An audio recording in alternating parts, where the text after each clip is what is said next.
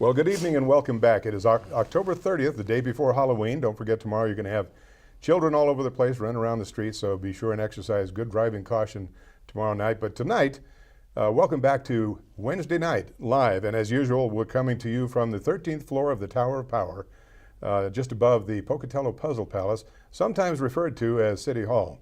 We're just on the outskirts of the real city of Pocatello. And tonight we have a couple of guests in studio with us, so we're going to keep our opening remarks fairly close. But as I do every week at this time, I want to remind you about Compassion and Hope Pregnancy Center. As I've told you many times over the last couple of years now, Compassion and Hope is a pregnancy center that is all about life. They're all about family. But they don't get big subsidies. They don't get government money. They're not like the Planned Parenthood people that are getting billions of your tax dollars. They need your help. So I would ask you tonight, as I do every weekend or every Wednesday, please call 478-HOPE. It doesn't get any easier than that. 478-HOPE. See what you can do to help these good people as they do God's work to save children and families. And I think you're going to feel pretty good about it. They can use contributions of money or various things. You can call them, 478-HOPE, and they'll tell you what they need. And they'll be glad to get whatever help you have. So with that, and then as I always do as a follow-up, I'll remind you about Double Shot Coffee. Now, I've started doing this over the last few months because Double Shot Coffee worked so hard to help with the annual Walk for Life contribution thing, or the fundraiser this year, and they really deserve a plug, and they worked so hard. They raised over $4,000 for this very worthy cause. So you know what? If you're out and about and you need a pick-me-up, you need a cup of coffee or an Italian soda, which I love the Italian sodas, cup of cocoa, or some other refreshment, they have it at Double Shot. They have 3 locations now. They have the location on Elm at Jefferson at Elm, right next to the K&B Quick Stop market there. They're just on the corner, in a little lot there. You just drive through, get your coffee very reasonably priced, and you're not supporting Starbucks, who are very anti-family, anti-life. So, and Double Shot is a local industry, so you can go to Jefferson and Elm, drive through. Excellent coffee, very easily, very well priced. Or you can go to the location on Yellowstone over by the Green Tea Room. Again, it's a drive-through. Or their newest location, which is in the Donut. And if you're like me, I love the Spud Nut Donuts. And the donut is 133. What is that, Cedar? I always can get the last part messed up. 215 Cedar. I'm talking about something altogether different. 215 East Cedar, right next to the Cinerama and the U-Joint, the Idaho Unlimited store. The donut. Well, now you can go in, get your morning fix of a donut and Double Shot coffee, and you'll be glad you did. You can sit there and enjoy it or take it with you. Get a dozen donuts for the folks at the office if it's your turn. Bring them coffee, and they'll be happy that you did also. And finally, as I've told you before, we're getting close to Christmas. Can you believe it? About a month and a half out, and we're almost up to Thanksgiving. Tomorrow's Halloween, Thanksgiving, Christmas. Go down and see Drew at Michael Jewelers, and now they're right next door to Heredero Restaurant down there on Jefferson. So if you eat at Heredero, good Mexican food, right next door is Michael Jewelers. Drew is just a really nice young man, quality jewelry at a good price, and I think you'll be pleased. So guys, if you've been thinking about Christmas, and you should be, because your wife is, your girlfriend is, stop by and say hi to Drew.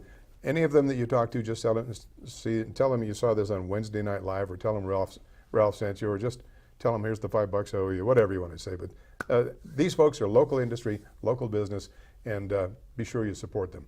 And with that, we're going to move forward. Now, before I introduce my 2 guests, and I hope you've got a pencil and paper. Every week I tell you, have a pencil and paper handy, because there's going to be something that I talk about, or tonight is going to be the 3 of us talking about, that you're going to think, I probably should have made notes on that. And it's that time of the year. It's almost November 5th, election time. We have elections for our city council, for the mayor's office. And it's time when you're going to start seeing things on television every other minute, and you're going to start saying, man, who am I going to talk to? Who can I get some information from? Who should I vote for? I realize that some folks have already made up their mind, but some folks haven't. There's some things that you still need to get some more information. We're going to try to supply you with some of that. Now, before we do that, I want to show you this. This is kind of a humorous little clip that I picked up off the internet. And I think this is probably as indicative as anything else as to why we need good people in office, good government, because you know, there's a world out there that really isn't paying attention. And it's because this world isn't paying attention that we're in the shape that we're in now. Well, now this is, you know, recently we had the petition for a referendum that was circulated. That was very interesting. There's something that doesn't get done around here very often. A lot of people were kind of confused. A lot of people wanted it, and we had over 2,100 people eventually signed the petition. Had we more time, we probably could have got another 1,000. This fellow that you're going to see is circulating a petition, much different story, down in San Diego. This will take about 3.5 minutes. So, Josh, can we run that clip?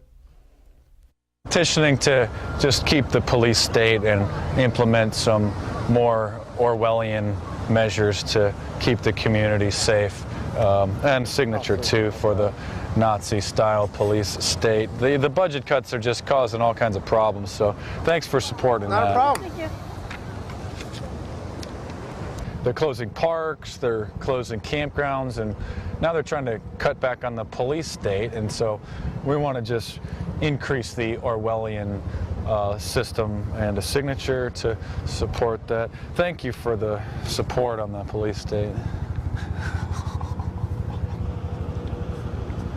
This is to support the Orwellian police state, where we just want to model it after the Nazi Germany system to keep people safe and secure. So thank you for signing the petition to support the police state, bro. Appreciate that. Wow. Am I not making myself clear?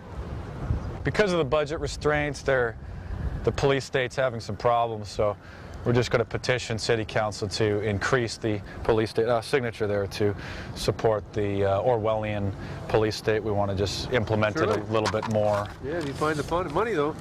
We'll find it somewhere. Thank you. We're petitioning the City Council to increase the police state. Just a print there and a birth date too. We want to model it after the Nazi Germany style police state, just to keep everybody safe. These budget cuts are causing all kinds of problems, so thanks for supporting the police state. They're trying to cut the budget by 20%, so we want to just make sure that we can model our police state after the Nazi Germany system. And with the budget cuts, they want to eliminate the police force. So thanks for supporting the police state.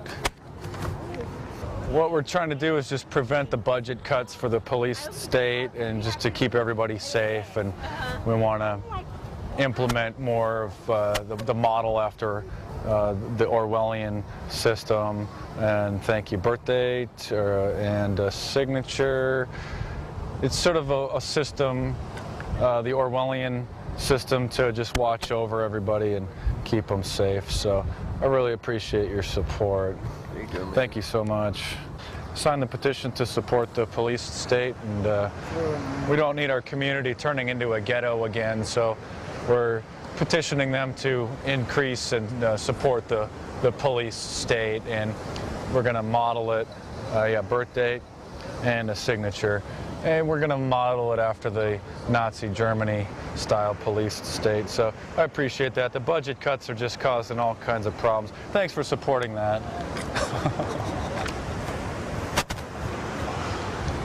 Wow. So we're petitioning the City Council to support the police state, and City Council just does not know what they're doing. no, we need this Orwellian style system to keep everybody safe. Birth date, please. And the budget cuts are getting cut all over, but we need to keep the police state funded in this brave new world. I hope you got as big a kick out of that as I did. When I saw that, I wanted to sit and scratch my head, but I was laughing too hard. Now, I grant you that's not Pocatello, it's California. I don't have to say much more about that, but did you notice that nobody asked him any questions? And the one lady toward the end, her comment was, well, City Council just doesn't know what they're doing. Sometimes, well, we agree with that sometimes, don't we? Yeah, and I've probably made that point clear on many occasions. And we're going to kind of use that as a segue. Now, why did I show that to you? Besides the obvious humor, is it important that we select good people to go to our City Council, people who are going to be spending our money and hopefully listening to the things we have in our minds that are going to be governing and managing our city. Yeah. Now this was amazing. People don't listen. People are willing to complain, especially in their living room where they can throw something at the TV or cuss at it or turn it off. But people really don't listen. And that was probably case point on how people don't listen. I hope you're listening.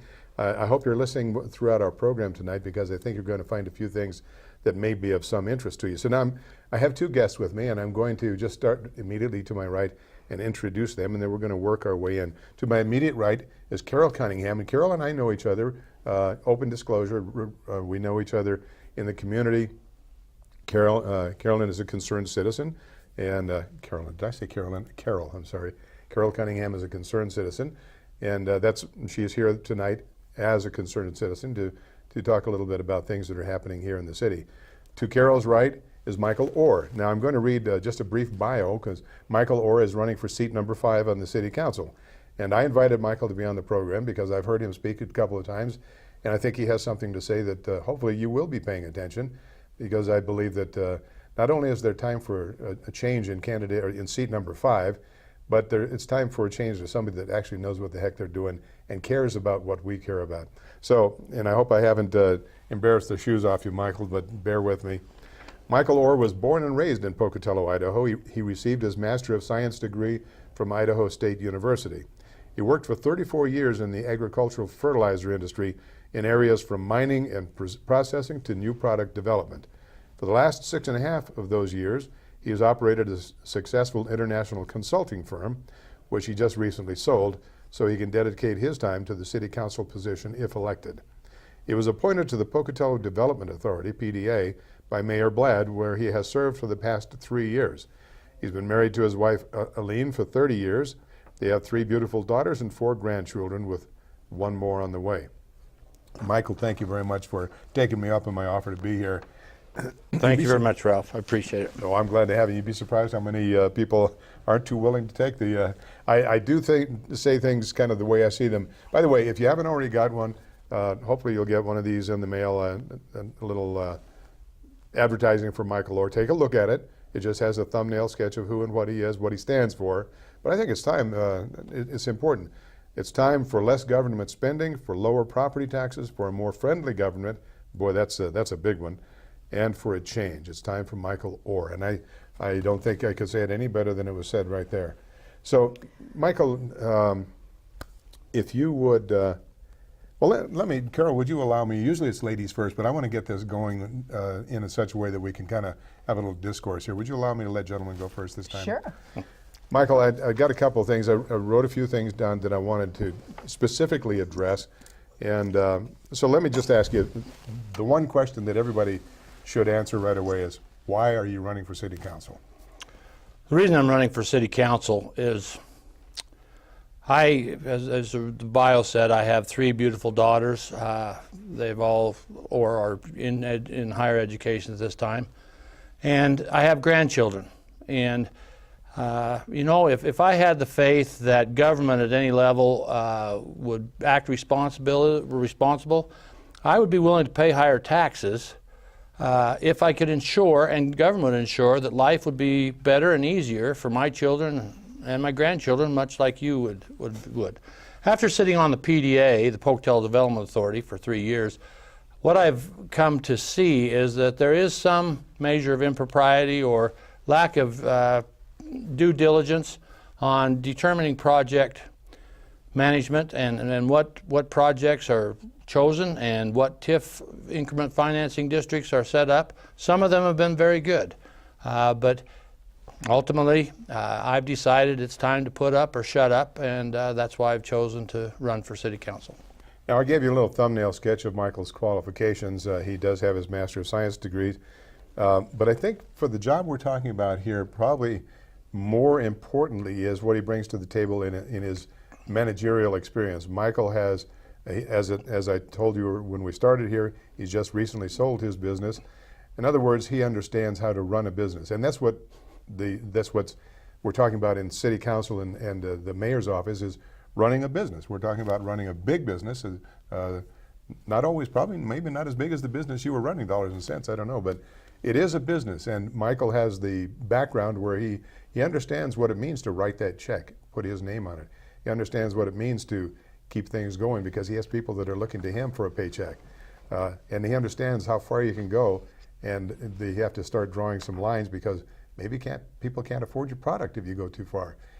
I think these are all qualifications that lend themselves to being a city councilman. And Michael, I'm tooting your horn for you. Is there anything I could add to that? Well, thank you.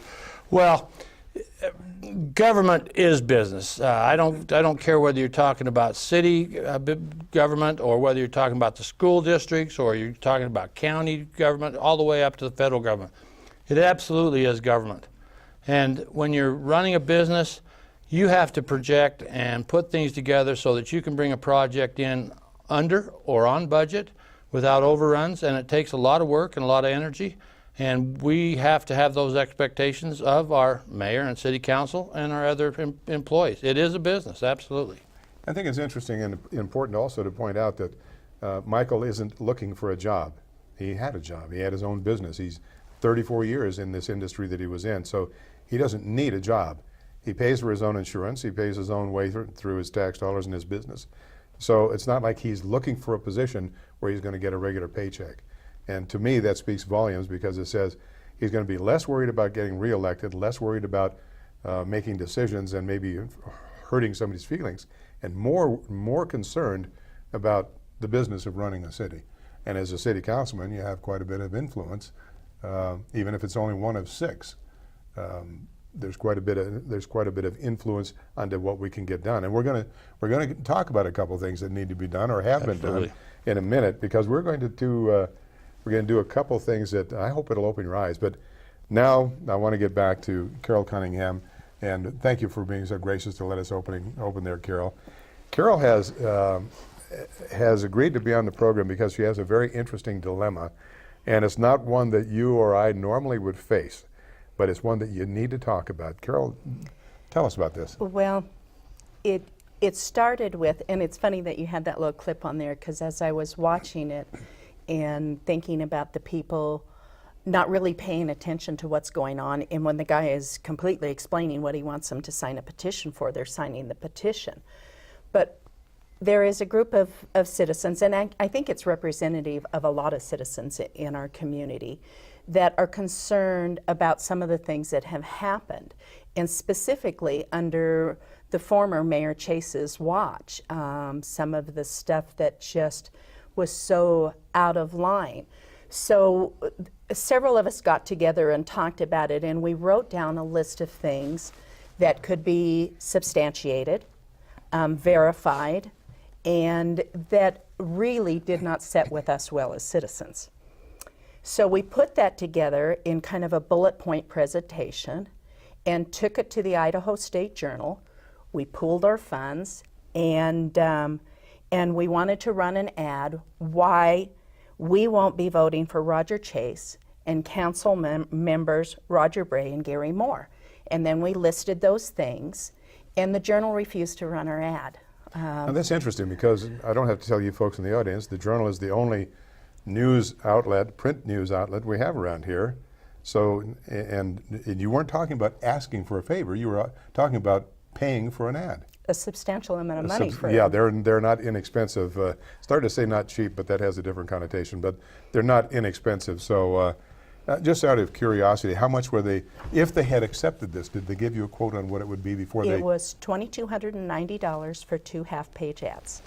Think about that. And a fairly simple ad. I mean, we weren't doing anything fancy. We were just covering some of the things that we had issues with that had happened before, and I can go over those. Okay, let's of those, you know, we talked a little bit just a moment ago about the PDA and, yes, and having you served on that board, and that is one of the things that we had an issue with, was that the PDA made a substantial loan, $200,000, to Bill Isley, and there's never been any discrepancy that the loan was made.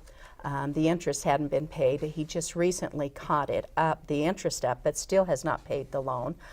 And the loan was made under the former Mayor Chase, and Mayor Chase and Roger Bray just recently lobbied to have that loan forgiven. Now, How much was they wanted to give away? How much money? $200,000 of the PDA money. PDA doesn't normally loan money either. That's it's only been done, to my knowledge, 3 times. Is that Yeah, those were loans that loans that were given before I sat on the PDA. And with this $200,000 loan, let me clarify one thing: is that that loan is a decade old. There never was in the initial document and paperwork of that a provision for interest or any other sort of substance of reimbursement on interest back to the city. So that loan was a decade old, and wanting to forgive that loan was denied. And then we did get the agreement with the group, the board, that interest would be charged at 5%, and it had to be brought current and going forward. So, but that loan is still on the books that is owed to the citizens of Pocatello. Now that's an interesting point, and let me interrupt for just a moment. Please. Bill Isley's name came up, and this is important because if you go to Roger Chase's most recent Sunshine Report, his candidate reporting report, and by the way, it is not, he was supposed to turn one in today. He did not turn it in by airtime tonight, or if he did, it was after hours and we couldn't get our hands on it. So we're actually going on the outdated information. But Bill Isley, the developer that we're talking about here, is a substantial backer of Roger Chase in this upcoming election.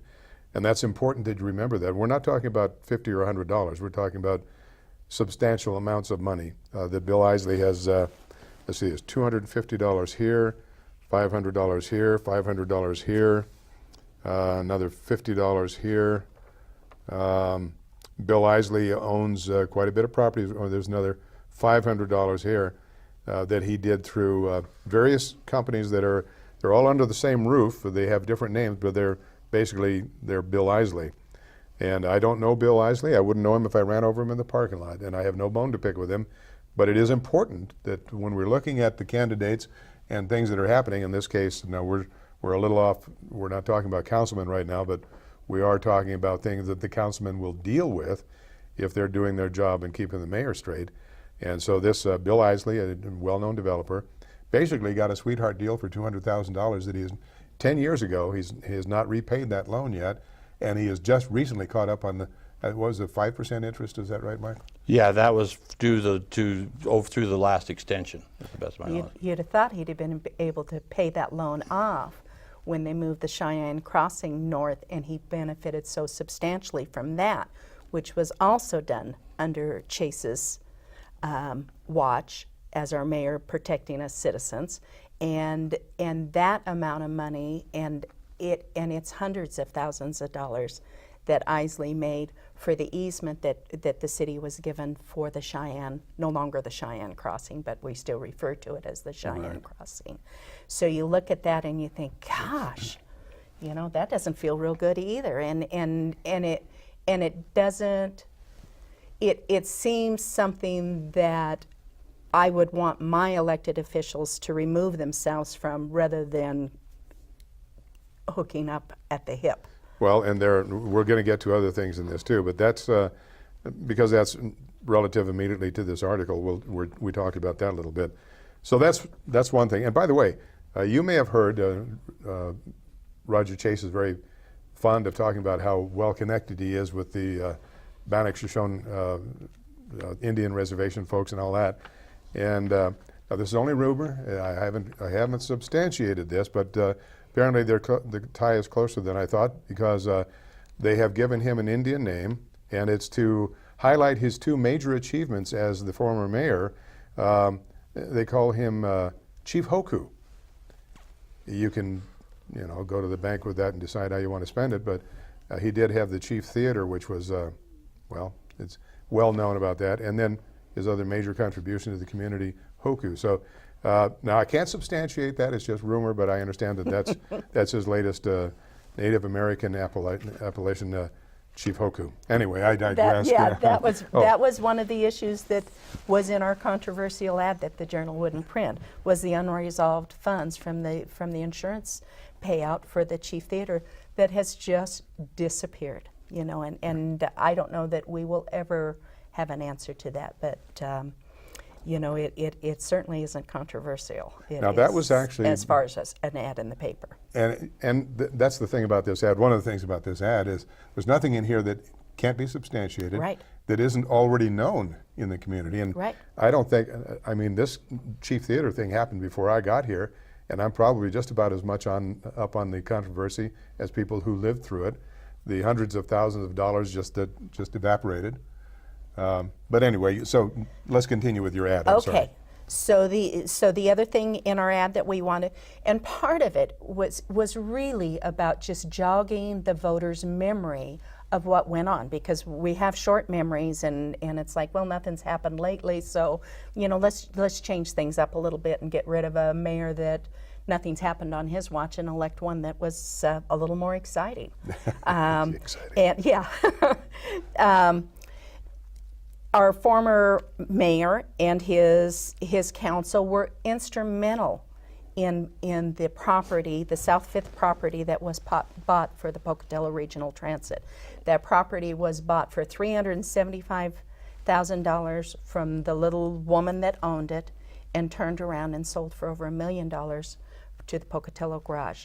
And the time length between when it was bought and when it started to go through all of the survey and appraisal value and all of that was done under Chase's watch, and there was an offer by another landowner out there that said, I've got a better piece of property for you for less than half of what you're going to pay for that. And they said, oh, we need to move forward with this. And that's not controversial. That's all documented. But the Journal didn't want to print that either. Okay, strike two. Strike two, that's one of them. Permits and fees were implemented during the terms in office that are 2 to 3 times higher than other large cities in Idaho. And I can tell you that 2 years ago, I called the city of Boise, I called the city of Twin Falls, Idaho Falls, and I asked each one of them in their building departments, if I were a homeowner or a builder and I wanted to build a home for $150,000 in the city limits, what would the permits and fees be? And they gave me the prices for that. And our prices were 2 to 3 times higher than those cities at that time. Now that was just the building fees. That's not water hookups or anything. That was and the permits, which is part of the water hookups. Okay. Which takes us to the other issue of the building contractors and a few citizens suing the city of Pocatello because of all of those exorbitant fees that were charged, and that is in the middle of a big lawsuit, which they extended. That they had said we're going to end it, no more, and then they gave it another 30 days so it would go past election before it was resolved. Now this is the Builders and Contractors Association suit against the city. Yes. And this came about because of, for no other reason apparently, bad management by Roger Chase and his people. Actually, it's illegal funds. The state attorneys general told the city of Pocatello to stop doing it. Okay. I mean, it came down. So, you know, it was a big deal.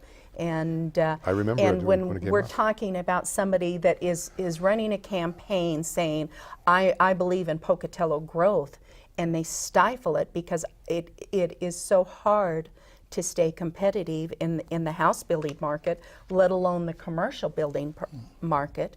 You know, how can you say you're for growth? It reminds me of something I saw on television when Roger Chase was still mayor. And I remember it because it was so comical. It was so absurd at the time. He was talking, as I recall, with a builder, and they were trying to do some development over on the hillside, the mountain sides over here. Excuse me. Boy, I got something in the wrong tube there. And there was a great deal of controversy. I don't know if you were on the PDA. No, you were appointed under Mayor Vlad. But there, as you may recall, there was a lot of controversy about building on the hillsides, and people were going to have their views despoiled, and there was a lot of controversy. And this particular builder, and I don't know if he was part of that exact one, But in exasperation, finally he addressed Chase, and he said, "Don't you want to see this town grow?" I'm paraphrasing, but don't you want to see us grow? And Chase's response was, "Yes, I want to see us grow. I just don't want all those people here." I thought, wait a minute, I must have missed something in the rest of that statement. So I went back and looked at the film. No, that's what he said. "I want to see us grow. I just don't want all those people here." But again, I digress. Forgive me. Well, actually, I And now don't- we're talking about the ad that Carol and some other people were trying to add, that we're trying to run in the only local newspaper we have. and we're turned down. And we're turned down. And I've been in there at least 3 times with changes on it. Why would the Journal, why would they not let you run an ad that you're willing to pay for? I've seen some pretty controversial things in the paper. They're at least controversial to me. They didn't seem to have any problem, and yet all you're doing is giving some background. By the way, what was the title of your ad? What was it going to be? Chase the corruption. Chase the Corruption. Now you can use that. And I was even willing to give that up. And just put why the concerned citizens and why we won't be voting for Roger Chase and Roger Bray and Gary Moore. Okay. And so I was even willing to give that part up, and they said, no, we can't do it. Come in tomorrow with your attorney. Oh. And so, Okay. you know, but their attorney wasn't going to be there, so I'm thinking that that's a waste of my attorney fees. Probably, yes. So, and you know, Chase continues to talk about how he wants to bring better jobs into Pocatello, and a lot of us remember a good technology company that left Pocatello because of the environment and moved their business to Blackfoot. Yes. The other one that is recent is the Allstate, and it came down to signing the papers, and that was going to be on a piece of property in the city of Pocatello, and it fell apart when the Allstate officials saw the paperwork and some of the names on the paperwork. And Brian Blad, as mayor, went back to Allstate and said, what do we have to do? We really want this in Pocatello. They said, we're not interested in Pocatello. And he said, what about Chubbuck? And so he did, he was able to save the Allstate business and those jobs that went with that, and brought that back to Pocatello, or Chubbuck, Pocatello, Chubbuck, and some of those people that work out there live in Pocatello, so we benefit from that. But you know, that again isn't a real business-friendly environment. Not exactly. What else do we have on there? Okay. Mike, anytime you feel like there's something Yeah, you can jump in address here. it. Well, I just We don't need to appreciate ignore you. the opportunity for having a citizen come here. So somebody like me as a candidate for a council seat is not addressing some of these issues. And it's good that we have citizens who are enlightened and take the time to inform themselves about some of the goings on. Much of this, all this information is public domain, and so all you've got to come down and ask City Hall for the documents, and you can peruse those and glean the information from you and come up with these same conclusions or your own. So. And the 2 city councilmen that were involved in that, Bray and Moore, is that correct? And some of these things we're talking about. Now, your seat 5 is in opposition to Mr. Bray. That's correct. And it's interesting that Mr. Bray made a comment. Forgive me, I'm going to kind of Oh, cut on your please. time here. Bray made a comment last night on the League of Women Voters panel, and those are always rather exciting because they're so well stacked that I watched them. I read an ad they had in the paper recently where they were talking about how even-handed they were, and then they proceeded to say all the nice things about all the Democrats they could talk about, kind of dispel that whole even-handed thing. But I digress, as you know I often do. But last night, Roger Bray, in his closing statement, was speaking to the addressing having managed 6 nonprofit companies. You were there, Mike, and forgive me. Yeah, he had been CEO of 6 nonprofit businesses, and so he had to deal with those. And he did mention, I've never seen him mention before that he is a minister. He usually doesn't have anything to say about that, and with his in my mind, very controversial views on the ordinance that Roger Bray pushed this thing through. I mean, he really pushed it through, and if you watched it the night that this 6-hour marathon went on, you can see this was the Roger Bray show. But that aside, I sometimes wonder where he is on that. But he doesn't say that those 6 nonprofit businesses were probably where he served as minister of the church. And I don't know that. I'm just guessing. That's an assumption. Yeah. And so was it nonprofit businesses or nonprofit organizations? Because those are two different things. Well, that's an Running interesting 6 nonprofit businesses isn't a feather in your cap as far as I'm concerned. And you know, be honest with you, I think he did say businesses. I Yeah, it honestly could don't be. recall. Yeah, I just, I think he said that in response that on my flyer that was coming out is that was a CEO of my own company, and you know, to start out a business with nothing and build it to the point that it was very successful, and work in Mexico with government officials and China and in Canada and small town America all across the United States. So, but I enjoyed the opportunity to participate in that debate. I thought that was great. I wish more people would attend, and I hope more people will watch it. And it will be, I think it will be replayed on channel. I think it'll come through. It was on channel 11 last night, but I think it'll come back on this channel. I'm not sure. We'll check that out. It'll be, unfortunately, I don't think it'll be before the election, so you're not going to get to take another look at these people. But here again, I digress, but I wanted to get Mike in the picture because actually he's the man who's the candidate for Roger Bray's. It's not his office. It's the position he now holds. And his qualifications are dubious at best. But again, well, yeah, and let me bring you back, kind of back around to the issues that Carol wants to bring up here, is that in my business and in the business world, when you associate or take monies or leave office and consult for an entity and then come back to participate in some type of deal that selects them or gives them an undue advantage, that's a big conflict of interest. With some of the things that have happened out there, I firmly believe those, and I believe Roger Bray has taken some money from that builder out there, and so there's going to be issues that come before, and Roger Bray in his seat and his position on the council right now also sits on the PDA. If he does get reelected, I really expect that he should recuse himself from voting on that. That should be declared a conflict of interest at the beginning of our meetings, as we do, because to me that's blatantly conflict of interest in the business world, and city government is business. So, we can come back to the issues that Carol has.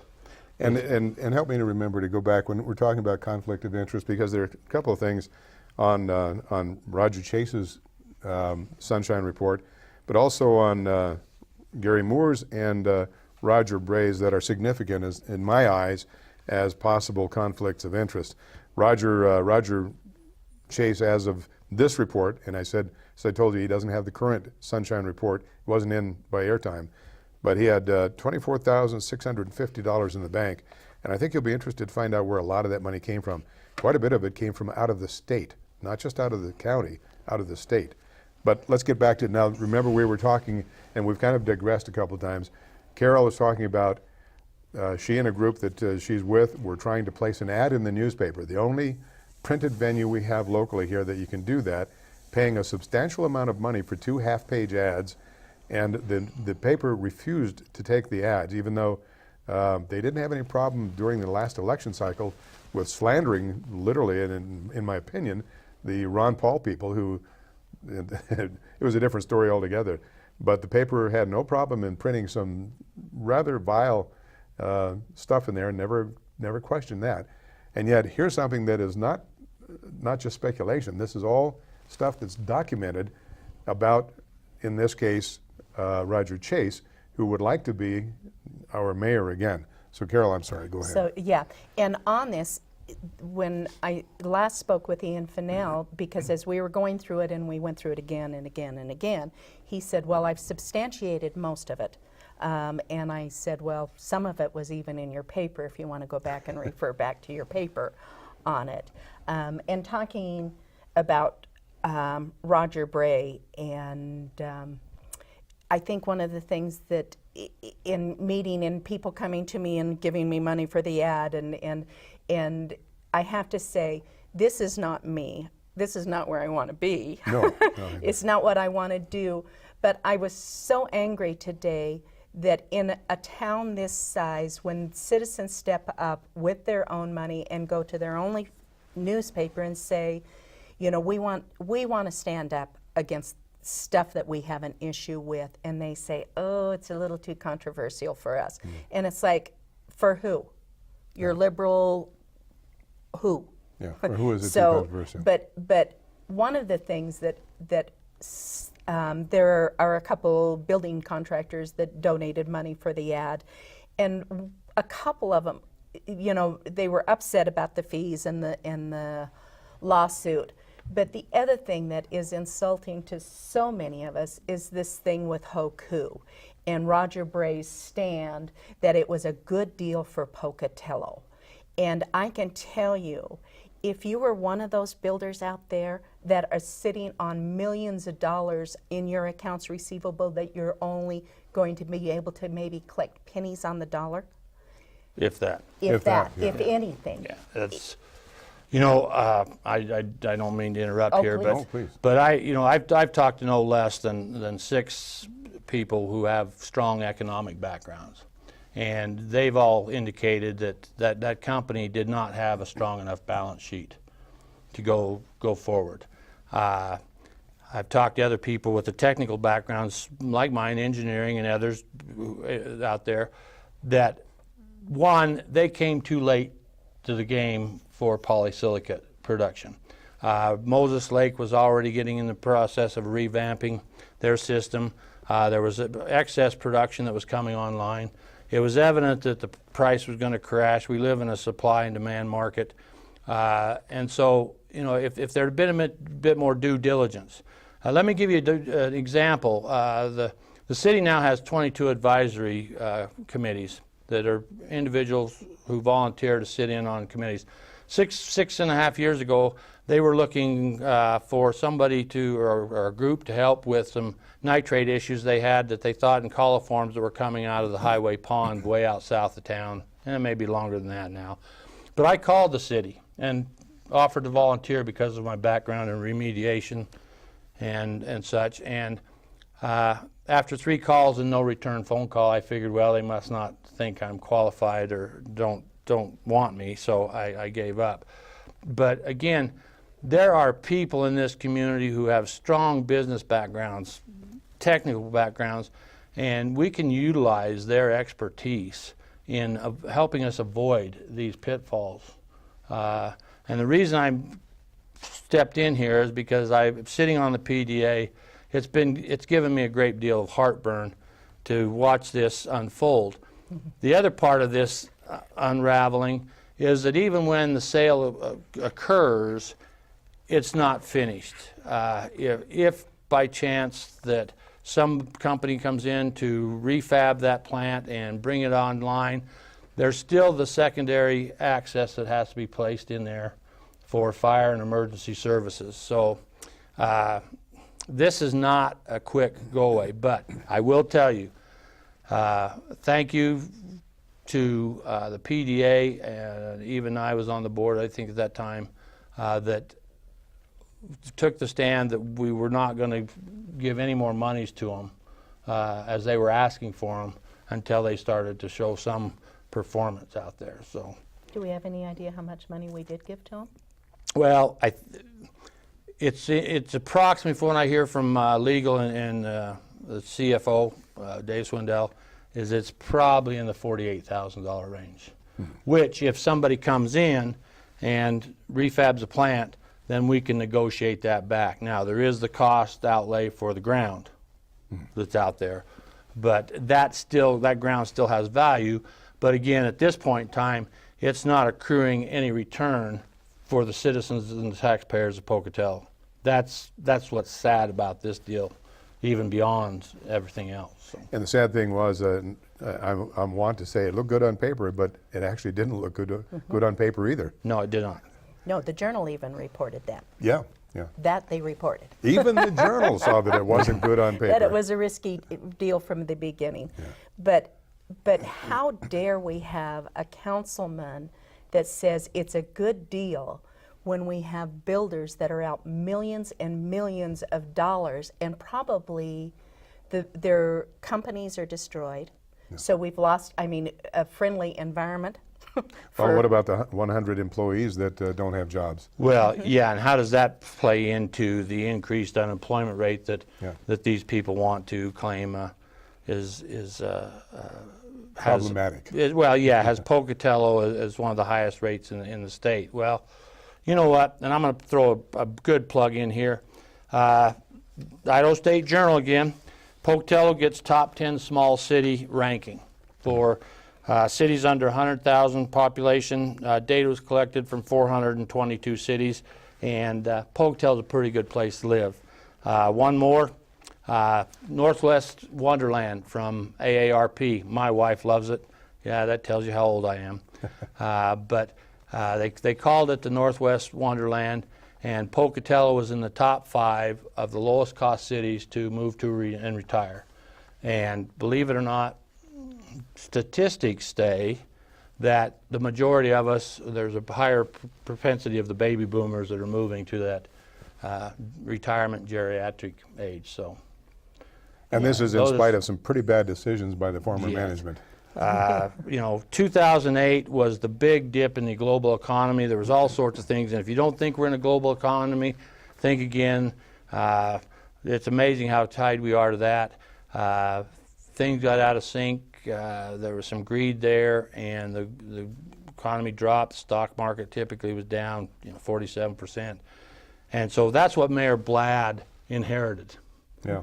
And under his leadership, where he shows up, he's out there on the street, things like that. This city's done well. He's recognized, he's known, and I'll give a plug for Mayor Blad because he's not afraid to roll his sleeves up and go to work. So. One thing he didn't inherit was the $20 million Holt Arena bond that under the former city council and Mayor Chase tried to get it. Actually, they did get it on the ballot. They dropped it on at the very last minute, not giving the citizens a chance to organize and do the things they needed to do. They had it all in place, ready to go and get it approved. Well, after the fact, it was discussed that the taxpayers really couldn't even be liable to pay for the improvements in the bond for something we didn't own. I have some knowledge on this, and if you'll allow me to share please. this. This Holt Arena bond thing came up after I hadn't been here for maybe a year and a half or 2 years. And I was reading the paper one day about Mayor Chase wanting to foot a $20 million bond, which would have actually cost us between 34 and 38 million at the end of it. But it was going to be a $20 million bond to refurbish Holt Arena, which is state property. And I looked at that and I thought, why would the city indebt ourselves to do the state's property? They've got their own funds for that. Well, as Carol said, this came to light. Mayor Roger Chase and his friends had been preparing this. Stallingsworth was part of that, Stallings was part of that, as I recall, who was also a contributor to his current campaign. And they had already set everything in motion and never told the people, because state law only required them to notify the people, I think it was 30 days before the fact. And that's what they did. They'd been working at it for a couple of years. They had all of their legal stuff. Everything was done. They just needed to throw this at us. I saw this and I thought, this can't be right. Well, when I checked into it, I realized not only was it right, but we'd been had. So I did something very simple, and I don't mean to pat myself on the back. I just want to say, this is how close this thing came. I put together a letter of protest, for lack of a better term, and I made 10 copies of it with 10 envelopes with stamps on them, and I took it to 10 people who I thought might be concerned about our taking on this additional indebtedness. As you may recall, and you can check this out for yourself, Pocatello's property rates for just homeowners are among the highest in the nation, not just the state. They're outrageous. And I looked at that and I thought, I don't need another several $100s a year on this. The last part of this was, this went viral because when the public found out about this, the hue and cry was so big that it got stopped in its tracks. That was where I became public enemy number one, because I had the audacity as a taxpayer and a citizen to stand up on my hind legs and say, you know what, this ain't right, and I'm going to fight it. And I'm not trying to take credit for it or anything. I'm trying to say that this was something that it's indicative of the kind of government that we got under Mayor Chase, his friend Roger Bray, Gary Moore, who's never seen a budget he couldn't spend more on.